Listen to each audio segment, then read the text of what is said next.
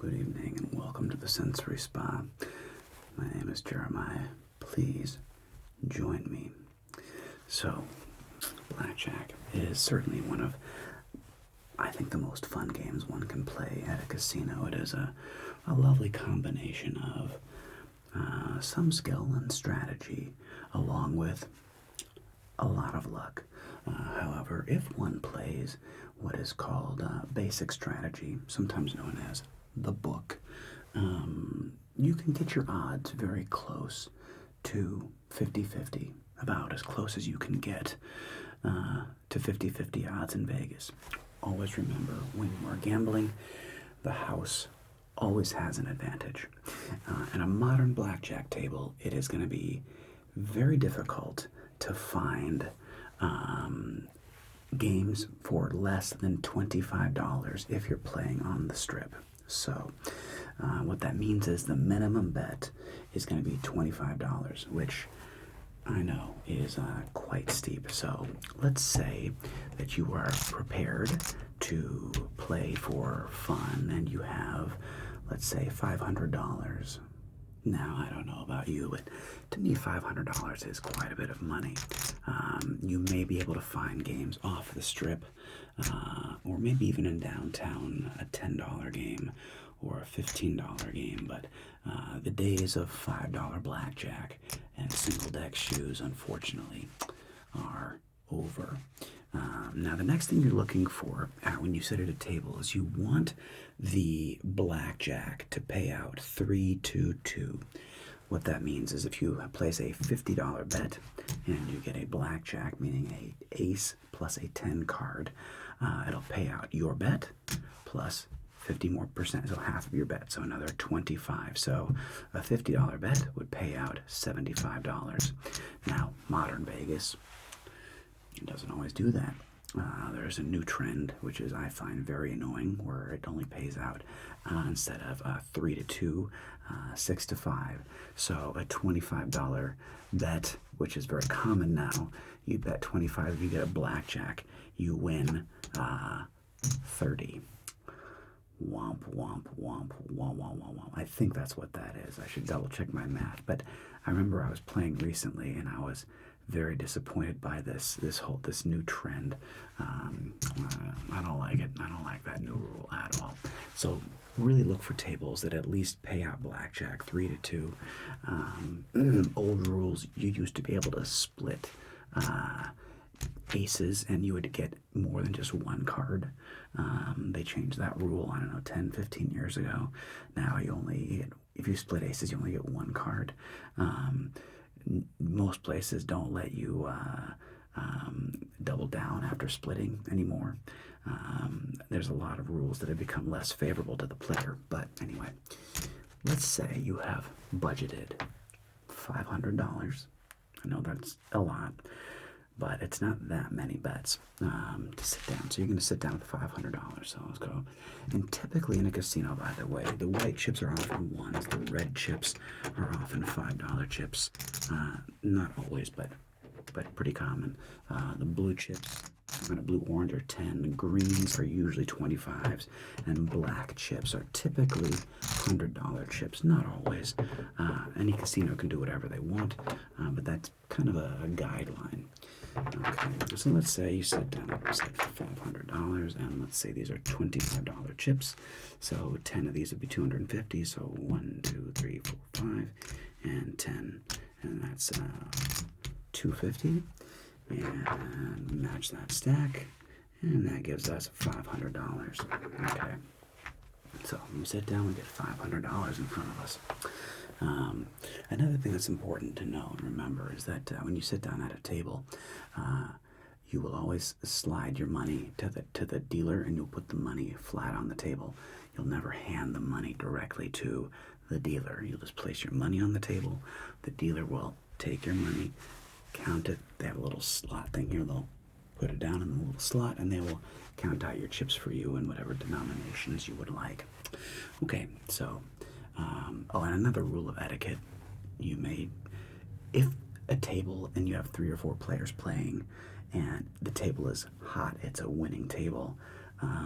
Some gamblers are very they're very superstitious, and they may get very angry or annoyed at you sitting down to break up the mojo of the table. Yeah, so you may want to ask, but you look. The bottom line is you're always welcome to sit down at a table and gamble. Okay, so don't get it twisted. Another thing that'll happen is if you're in Las Vegas, especially, is cocktail servers will walk by. Drinks for now are still free, so if you want to order yourself a Glenlivet on the rocks or a club soda or anything in between, a champagne, they're free. Traditionally, you will tip your server.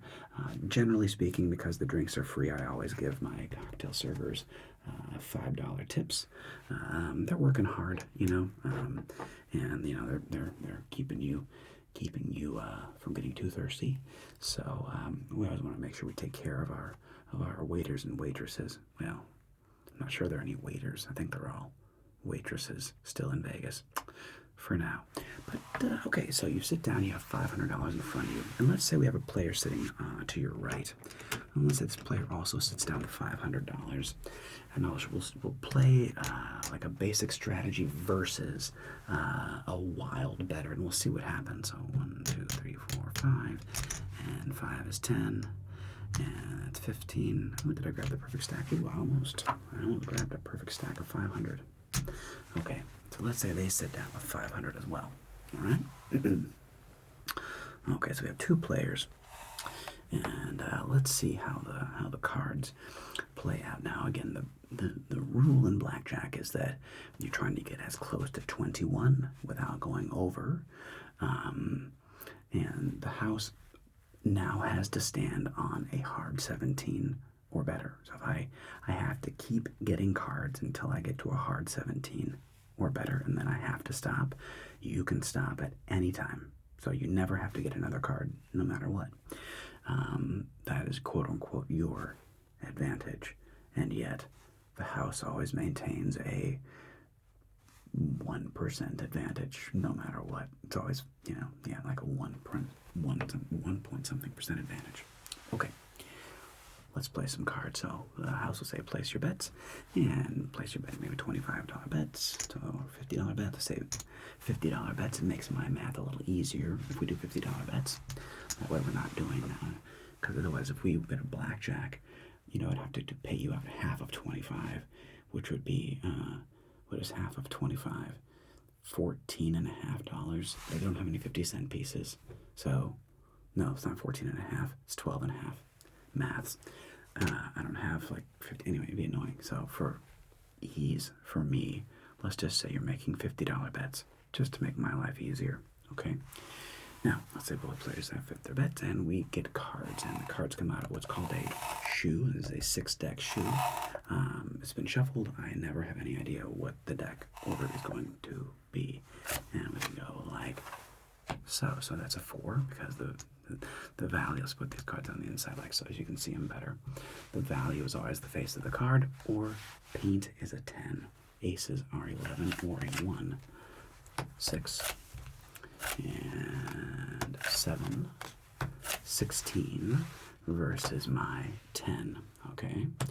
Now, you'll always see the dealer, if they have a 10 or an ace, they have a little triangle usually right here, and they'll dip back, and they're checking the corner of the card to make sure they don't have a 21. If they do, they flip it over, and everybody automatically loses. It doesn't matter if you play face up or face down. The house does what it does no matter what. So playing blackjack face down is basically pointless. Unless for some reason you want to not let your neighbors know what you have. But again, it literally doesn't matter. Okay, so our friend over here, Alexander Nubovich. Alexander Nubovich has a 7, and they would like to hit. They would tap their card, tap the table, hit, and then they get a 16. A lot of players stand on a 16 because it's scary. You should always hit a 16 against the dealer's up card of a 10, because you should assume that this card below is a 10 card. So you have a 16, and so what should you do? you should hit against a 10 because you assume that I have a 20, and, well, you got a 10 card, so you lost. And we then turn our card over, and we have 20 ourselves, so everybody loses. Just like in real life in Vegas, everybody loses. I'm just kidding. Sometimes you win. I've won money in blackjack. It happens. But it is always gambling, and the odds are never in your favor. Remember that. And bets come out. We go, again, we'll go 50. Come here, you. And we'll go 50. Yeah, let's go 10, 3, or tray, 17, 13 versus our 10 once again. Now they have a 17. You always stand on a 17. 13 versus a 10. What should you do? So I gotta check my whole card. I do not have a 21. You don't have to, but the book, Basic Strategy, says you should hit a 13. You get an 18. Basic Strategy says now you're 17 or better. You should stand. So you'd wave your hand over your cards like so. And the dealer would show their cards, and I get a 20 again. So once again, everybody loses. Boom. And maybe the cocktail server comes by and asks for a cocktail, whatever you like, from, mojito, champagne, club soda, water, juice. Sometimes they even have smoothies, if you like a smoothie. I'm serious. You can maybe get like some kind of a smoothie. Place your cocktail order, an old-fashioned for you. Love that. Do you have a bourbon or a rye preference? Let's go with Buffalo Trace Bourbon. There you go. Buffalo Trace Bourbon Old-Fashioned. And for our non-existent friend to your right, they get a club soda. Perfection. All right. And bets. So I'm going to go 50 and 50 again. And we get a deuce, an 8, 4, 14 versus my 3. And if you happen to be at a place at a casino where they allow doubling down after splitting, then you're supposed to split twos. But in most casinos, you're not supposed to split twos. But let's say our friend here does split twos because they're not playing by the rules. And let's see what happens. So they split their twos, and now it's just two separate hands. So hand number 1 becomes a 3 or a soft 13. I'll put it on this side, so they're going to hit that. And they get a 14 or a 4, and they would hit. And now we have a hard 14. Now, against a 3, a hard 14 is actually supposed to stand because a 3 is a bust card. Okay, 2 through 6 are called bust cards for me. But let's say this player's like, I only have 14. Let me hit it again. Let's see what happens. They hit the 14 and they bust. Okay, that's where you're supposed to stand on that. Hand number 2, they get a deuce. They get an 11. Now this is why you wish you could double down now. But you're not allowed to in most casinos. They won't let you double down after splitting, which is a bummer. Doubling down means you would put the bet out again. So it'd be $100 on the table, you get one more card. But 11 is the best hand to double down on because it's probably a 10 card, right? But you're not allowed to anymore in most casinos. So let's say they just hit, and now they have a 16, and a 16 against a 3 should stand. So let's say they stand on that 16. You have a 14 against a 3. What did we say earlier? Correct, you're supposed to stand on a 14 because otherwise you're likely to bust. And we have an 8. 8 hits, 8 becomes a 14. 14 becomes a 18. Well, that happens always. Doesn't that just happen? Boom. Alright. And again, hopefully this is a lesson in why you should not gamble. Okay. So our friend here is getting on tilt, and they bet $100. Now they've lost 4 hands in a row. They can't possibly lose again.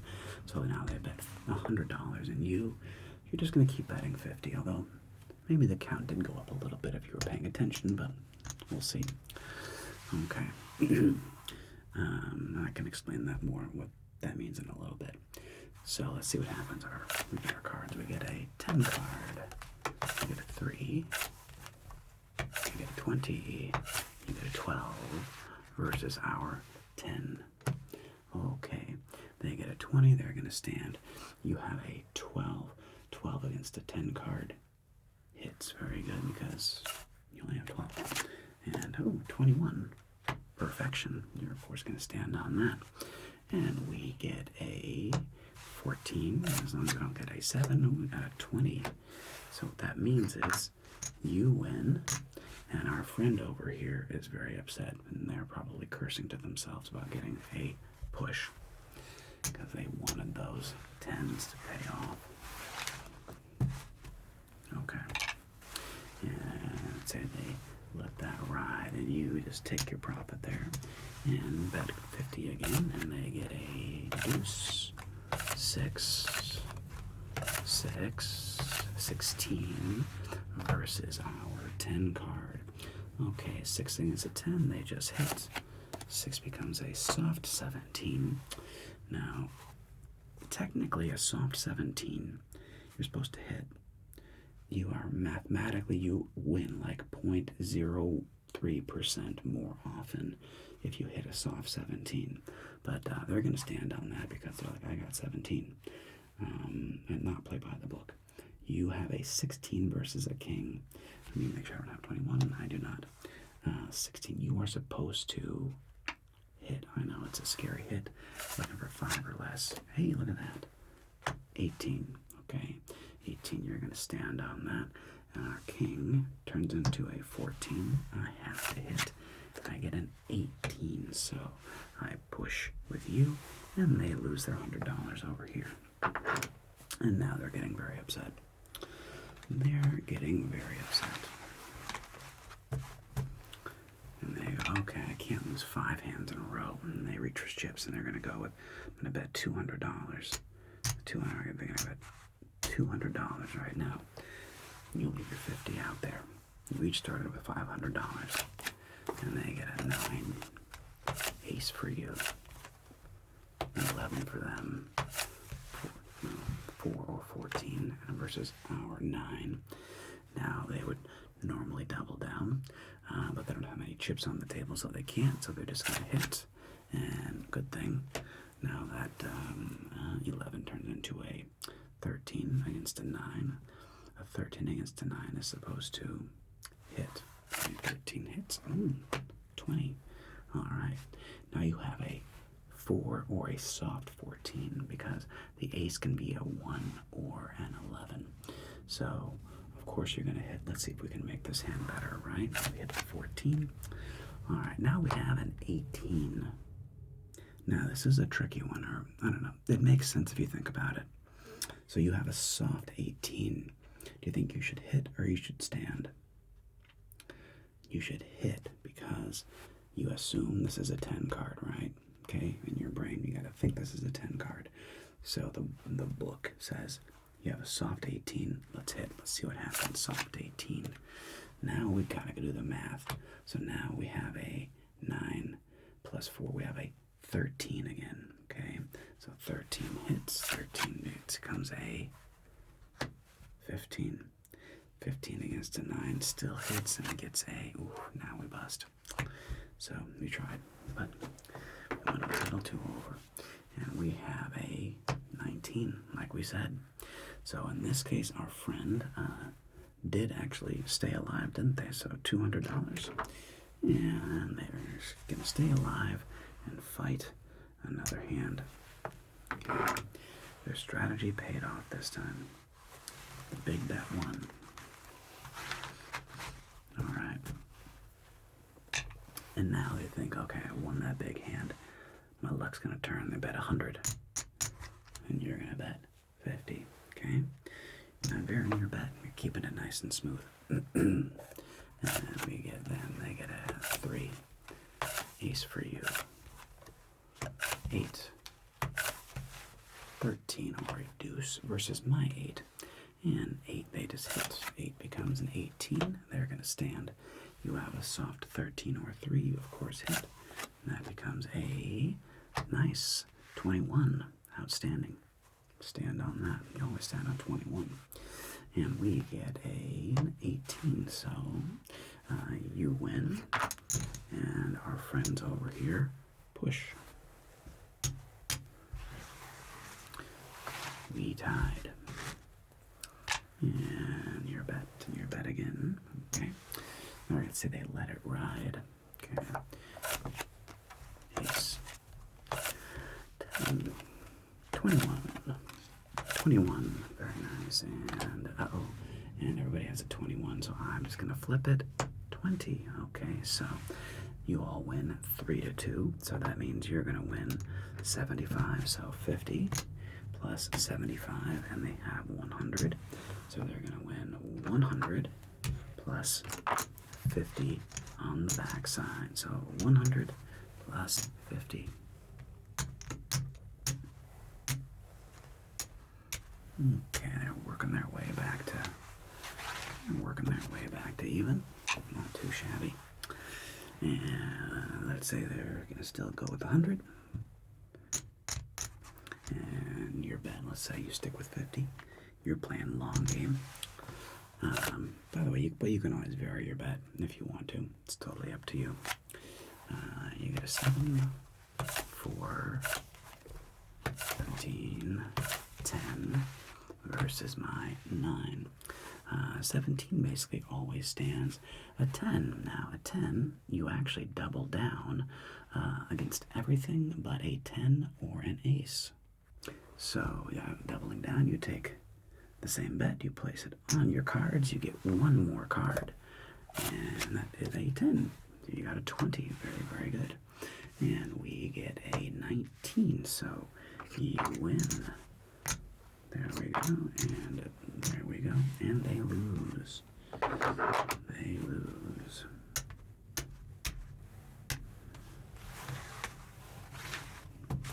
And they're betting they go out for 100 again. $100 bet, and you place a $50 bet again. And we get a tray. 9, 6, 16 versus my 6. So 3s you would actually split against a 4, 5, 6, or 7. You'd split against a 2 or a 3 if you could double down, but a 6, this is a major bust card for me. So they're going to try their luck, and they're going to split these 3s, so it just turns into 2 hands. So now they have $200 on the table. And let's see what happens. On 3 number 1, they get a 13. And a 13 against a 6 is supposed to stand, but let's say they're like, oh, I only have 13, and they hit it again. Ooh, they got lucky to get to 18 this time. And 3 number 2 gets a 13 again. And let's say they hit it again, which you're not supposed to do. Well, this time they got 20. Let's see what happens. You have a 16. Now again, with a 16, you would stand if you have a 12 or better against a 6. Even if you have a 12, you're not supposed to hit against a 6 because mathematically speaking, I should bust. Let's see what happens. 6 turns into a 16, just like we hoped it would. And that turns into a 17. Well, that's quite annoying. In this case, we did lose, but that certainly happens. Our friend, though, boy, they actually came up big, so let's pay him out. They got an 18 and a 20, so that's 200. This time it paid off to go big. Hit against a 6. The book says don't do that, but what do you know? What do you know? And let's say our friend is out here and they're feeling pretty good about themselves and they bet another 100, and you bet yourself 50. And by the way, cocktail and Buffalo Trace Bourbon Old Fashioned, lovely drink. And our friend here gets a club soda. And you would, of course, you can always tip your cocktail server in chips, and that's how they honestly prefer it. Just like any chip in a casino, you can just take up to a cashier, the cashier window, and as long as it's the chip from that casino, you can't turn in like a Bellagio chip into the Win or something. That casino's chip is only good at that casino, but it's the same as money. So you would tip your server, or say, hey guy, break a 25, and he says, of course I'd break a 25. 1, 2, 3, 4, 5, and you would tip your server a $5 for your cocktail. It is pretty customary, okay? Pretty customary. You don't have to. You don't have to, but it's customary. They're working. And okay, so let's see what happens now. We get a 7, 10 for you, 13, 17, and we have a 10.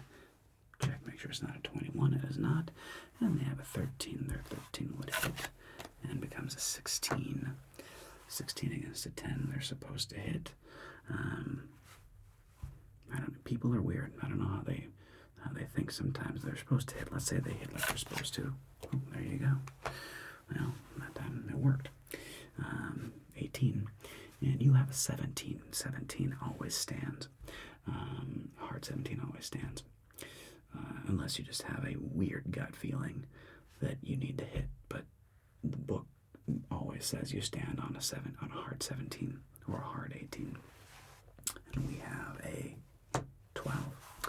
12 becomes a bust, so everybody wins. There we go. And all right.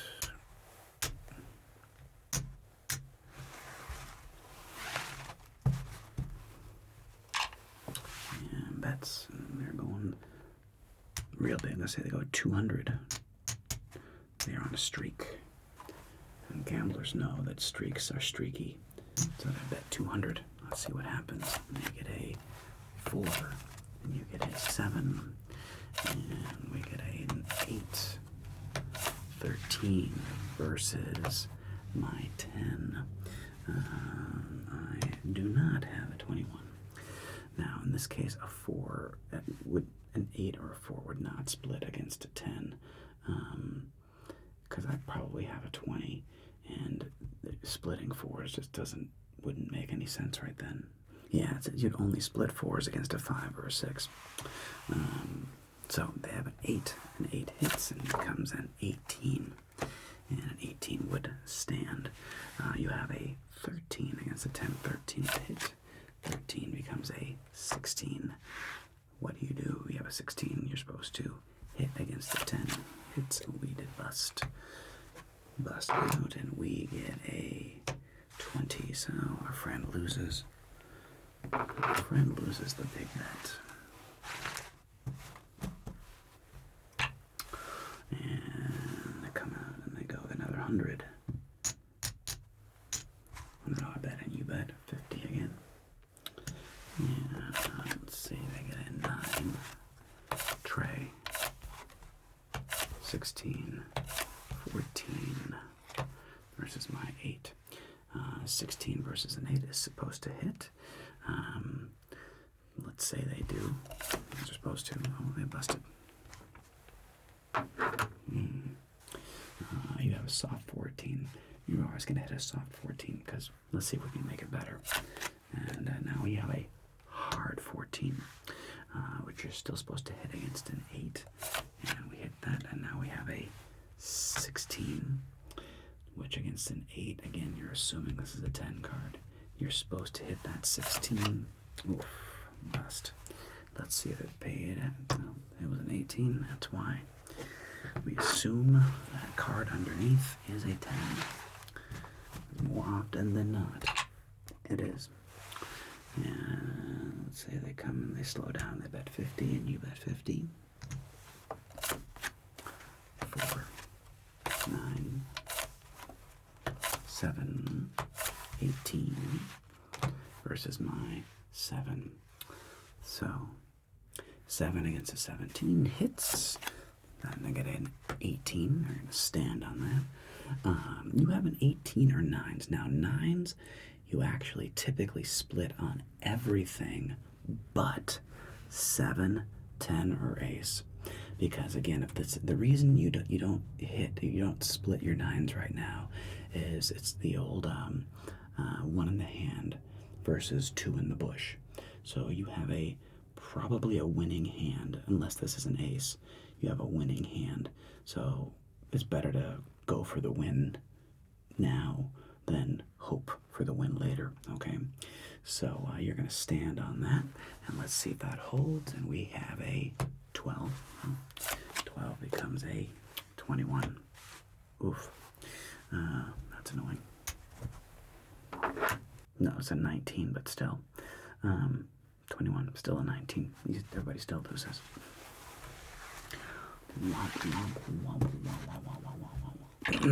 Okay. And our friend here bets 50, and you bet 50 again. And we do a 7, 10, 17, 13 versus an ace. Okay, so now there is something called insurance. Now, insurance is known as a parlay bet. It doesn't usually hit. If you are not counting cards, the book says never take insurance unless you have a really, really, really strong gut feeling. What that would be, if you wanted to do it, is like, let's say our friend is like, yes, I want insurance. They take half their bet, so 25 instead of 50. We place it right here on the insurance line, okay? And if I have a 21, they end up breaking even, because what would happen is they would lose this bet, but then this bet pays 2 to 1, so they get this plus this back, so it ends up being even money, okay? So yeah, if I have a 21, they break even. You have a 13 against my ace. Again, the book says don't take the insurance. You would just wave your hand away, and I'm going to check my whole card. I do not have 21, so they lose this 25. Okay, and so you have a 13 against an ace. You're going to hit. You hit that 13. Now you have a 19. 19. You're going to stand. We get a 15. 15 becomes a 20. So everybody still loses. Okay. And that, more or less, is Blackjack 101.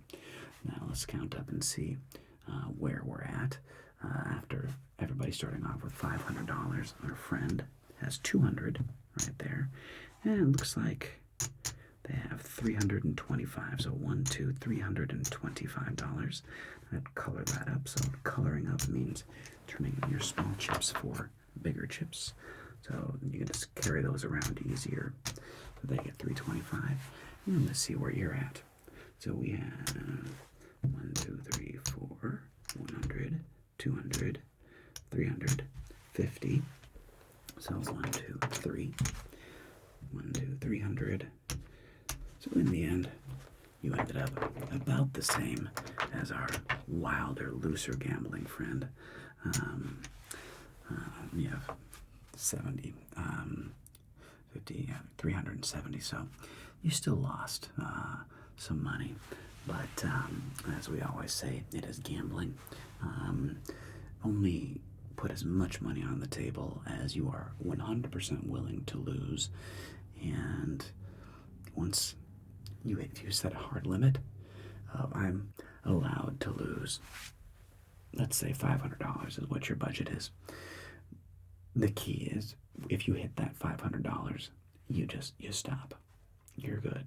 You walk away and go do something else. Go see a show. Go get dinner. Go hang out with your friends. All right. Thank you so much. Good luck, of course. Have fun out there. And we look forward to seeing you again at the Sensory Spa Resort and Casino.